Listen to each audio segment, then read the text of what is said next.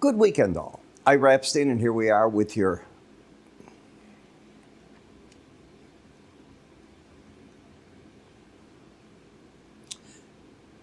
good weekend. Ira Epstein with your SPDR ETF stock market wrap-up, your weekly edition, where we're going to look at weekly charts for this Friday, and we're sitting here now at June 20th, 2025.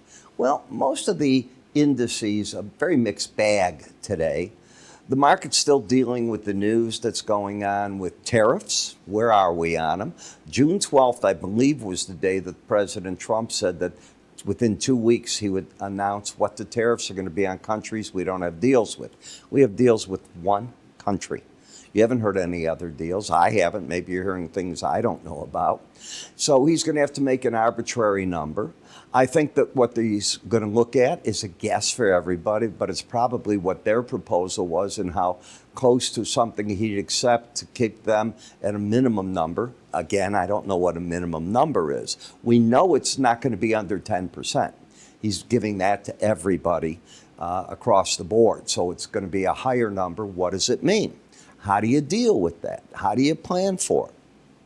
We're going to cover Restoration Hardware today. We haven't covered them since August of last year. So I wanted to go back, take a look, and see if they're in a better position at this point.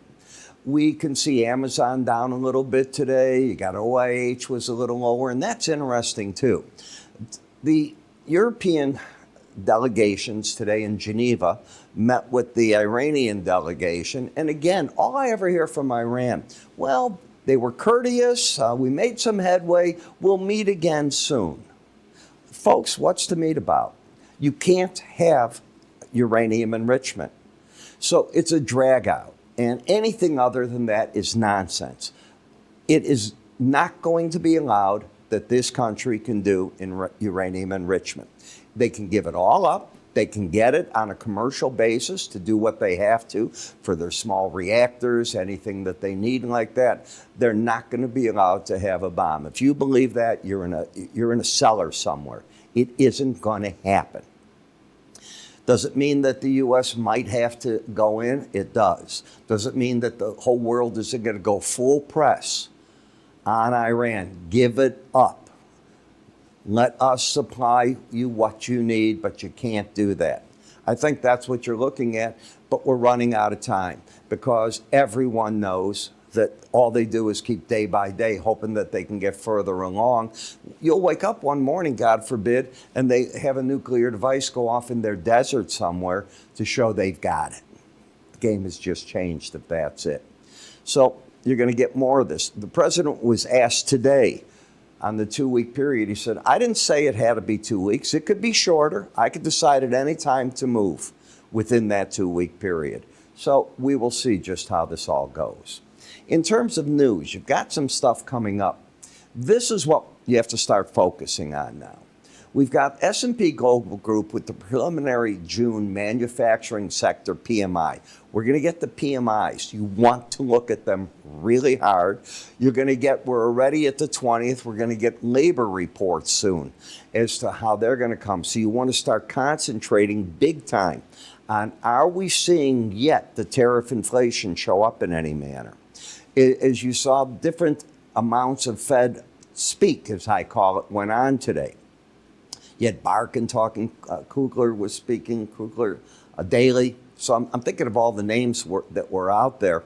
And, you've got one person that wants to go right away in July. Of course he does. He's hoping to become the Fed chair.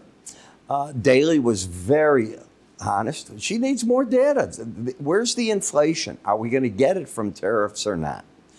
Nobody knows. You would think, logic tells you you're going to see something. Certain of the members, there was Barkin, said he's starting to hear from his region where they don't know what to do, but he believes they're passing on prices that they haven't even received a bump on to get ahead of the curve or make more profit, whatever. Dangerous. You've got a bunch of Fed speakers. You got Goolsbee coming on at noon on Monday. He'll be speaking, and then you have John Williams, the New York Fed, and then you've got Governor Kugler speaking. So we will see what goes on here and where the market wants to go. All right. So let's take a look, if we could, back at the chart action and just let's go into it. On Restoration Hardware, the tariffs destroyed this. Whether you believe they actually got hurt by it, because the way they do it, they're really not warehousing. They're not putting their money up. They're like a middleman in a lot of these companies in there. Wayfair is a good one, but they do a little more than that. They're a little bit higher end. What's their problem? And the market believes that they have a problem with tariffs. You don't have to believe it. They don't have to believe it. You see it on the charts. It's very clear. The pattern is still bearish in the terms of lower highs, lower lows on the swing line. That's not friendly. The market's under the 18-week average. I define bias that when you get under it, look at this, you haven't gotten back over it. So you got under it starting right at the end of February. You haven't been able to pull back from that. Now, when the market finally does and it closes over, let's say 221.80, that's the number there, that could be a sign that the market's seen the worst of things, but it hasn't. So up here, I think the bears came out of the woodwork again, and we're selling it. You can see how the market's sitting here. The Bollinger Band is still below the market. I'm not convinced it's running there. That would be another third drop in the price. So I think it's window envelopes, and I don't show them on this. That is more likely. And you had lost, and this is so important here, the bearish embedded reading all the way back here. You had the embedded reading, you lost it, and that means before prices would have gone down for this low, price in the 18-week average of closes should come together. You tell me what it did.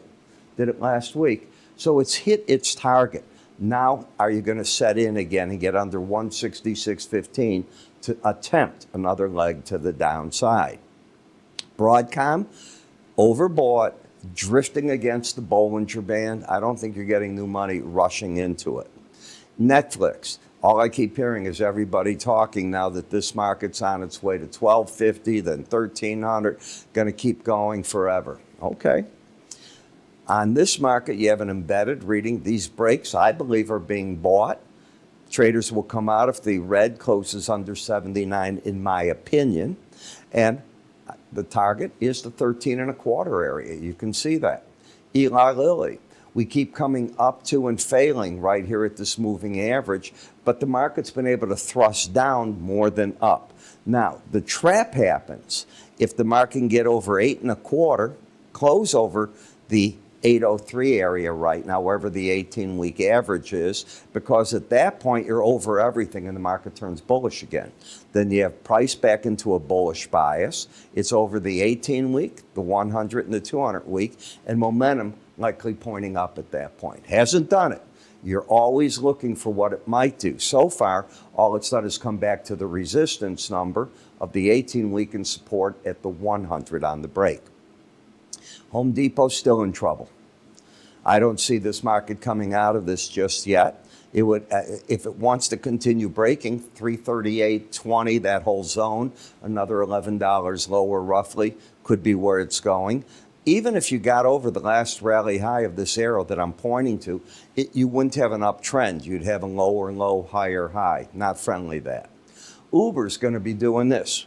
How is that Tesla going on Sunday? Is that working? Are they crashing? Are the people in trouble?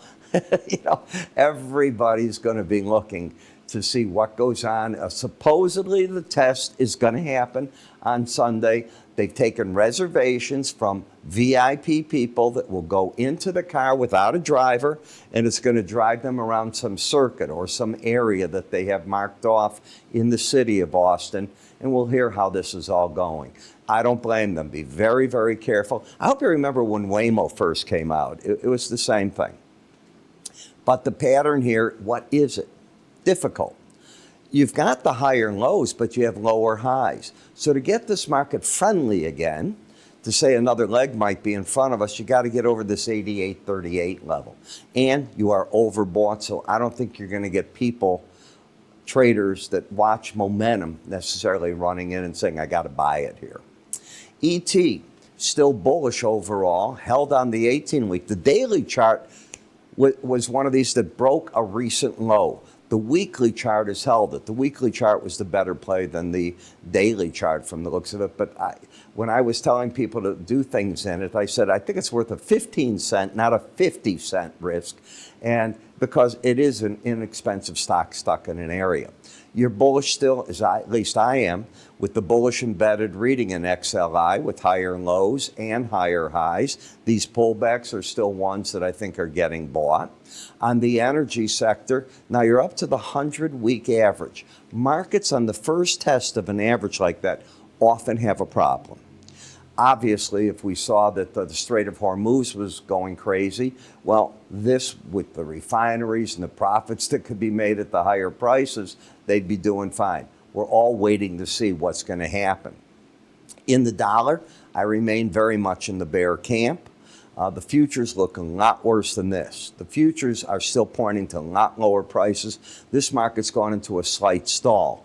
You have to take out these lows you just made at, let's call it the 2,700 level, in order to say, we've got another leg. Maybe we get to the 2662 zone. In the gold, you're not embedded. You're overbought. You are in an uptrend. Not the type of thing that I like there. And last, in the copper, you have this big outside week down. What does that mean? I'll tell you what it means.